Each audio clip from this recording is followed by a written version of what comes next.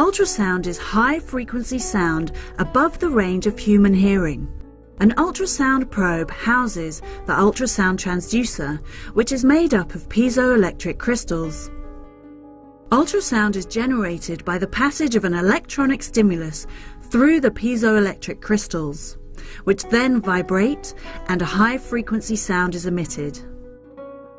The sound wave then travels through different tissues in the body which have a different penetrability, also known as acoustic impedance. So part of the sound energy is reflected by the tissues and part continues to travel through until it hits other tissues and is reflected back. The image is produced from the reflected sound waves as they come back from the different tissue interfaces, and that impulse is registered on the screen as a dot. Thousands of these dots produce the complete image, which is a composite of all the returning signals. Terminology. The terms longitudinal and transverse are used when referring to the position of the probe. The terms sagittal and coronal are used when referring to the view obtained by the probe of the mother or fetus. Longitudinal. When initiating a scan, one always starts with a probe over the pubic bone of the mother in a longitudinal plane. This means the long axis of the probe is lined up with the long axis of the mother.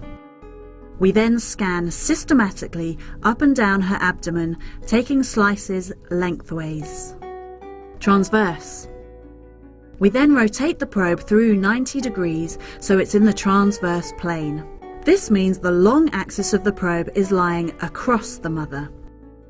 We then scan systematically across the mother's abdomen, taking slices crossways, giving left to right images. Sagittal. Sagittal is used when describing a vertical slice or view of a section that passes through the mother or fetus from head to foot. Coronal.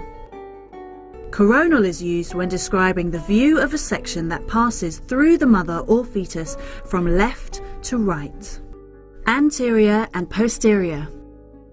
If we're considering the anteverted uterus and are scanning in both the longitudinal and transverse planes, then the anterior part of the uterus is the front of the uterus, nearest the mother's belly button, and the posterior is the back of the uterus, nearest the mother's spine.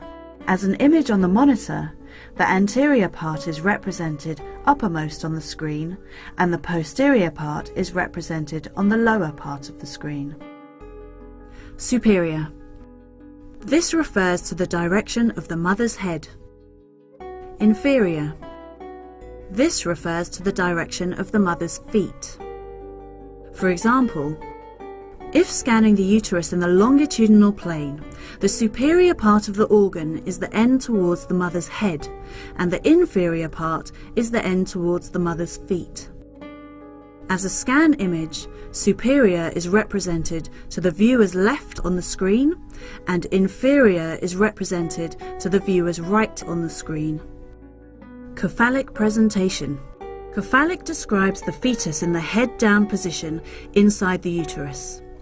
The head of the fetus is at the birth canal, in other words, just above the pubic bone. Breech presentation.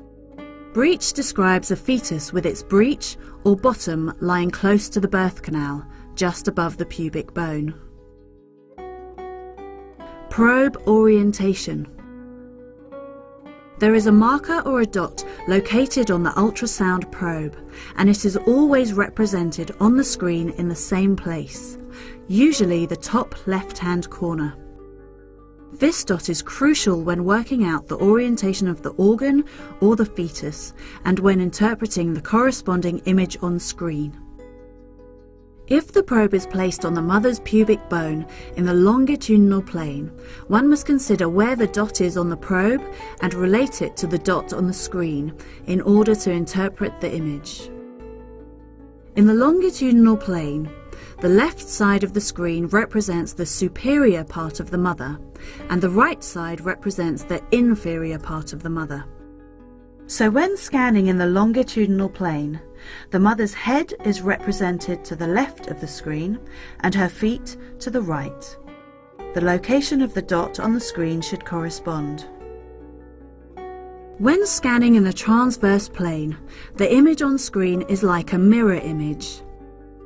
The left side of the mother is represented on the right side of the screen, and the right side of the mother is represented on the left side of the screen.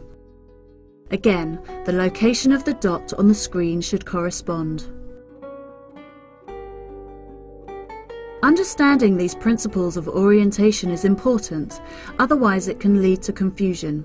For example, where a cephalic presentation could be mistaken for a breech and vice versa. Interpreting the image. There are various positions of the back for cephalic or breech presentation. Cephalic.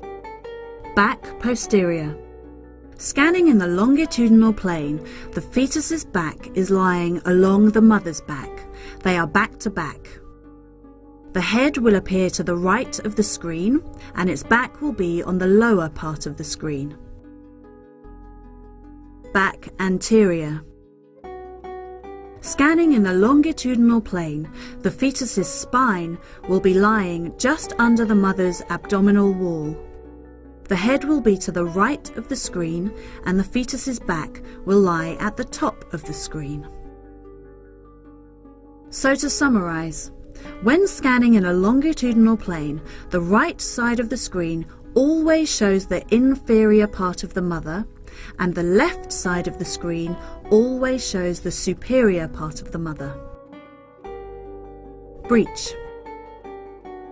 It is essential to identify a breech presentation before delivery. Regarding the spine position, the same principles apply. For example, back anterior. Scanning in the longitudinal plane, the fetus's spine will lie just under the mother's abdominal wall. The head will be to the left, and the fetus's back will lie at the top of the screen. A good way to distinguish a breech presentation from a cephalic presentation is by scanning the fetus's abdomen in the transverse plane. With the back posterior, a cephalic presentation will always show the fetal stomach to the left of the screen, and with a breech presentation, the fetal stomach will always be on the right of the screen. Twins.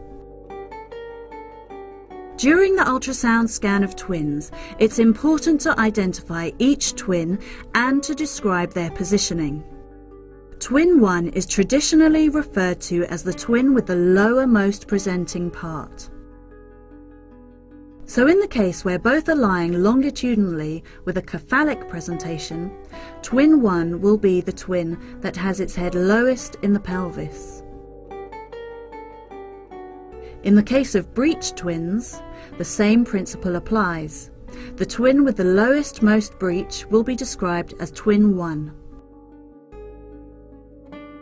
Clearly, in some instances, twin 1 may be cephalic and twin 2 may be breeched. The lie of the twin refers to whether the twin is in the longitudinal, transverse, or oblique position. Placenta.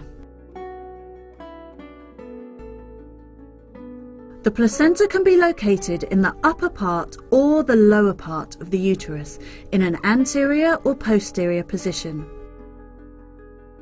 A placenta inserted in the lower segment of the uterus is regarded as low or as a placenta previa if close, reaching or covering the cervix. Anterior and posterior positions. Scanning in the longitudinal or the transverse plane, the anterior placenta will always be at the top of the screen and the posterior placenta will always lie at the bottom of the screen. Fundal position. Scanning in the longitudinal plane, the fundal placenta will be displayed on the left side of the screen. Placenta previa. Scanning in the longitudinal plane, the previa position will be shown on the right side of the screen. A low anterior placenta will appear between the bladder, which is seen at the extreme right of the screen, and the fetus on the left. Fibroids. When scanning fibroids, it's important to describe their size in terms of volume. 2 measurements are taken in the longitudinal plane and 1 measurement is taken in the transverse plane. The fibroid should then be located in relation to the uterus to determine whether it is fundal, anterior, posterior, or cervical. Also described as the fibroid's position within the uterine wall. Fibroids located in the lower part of the uterus can obstruct labour and therefore need to be identified before birth.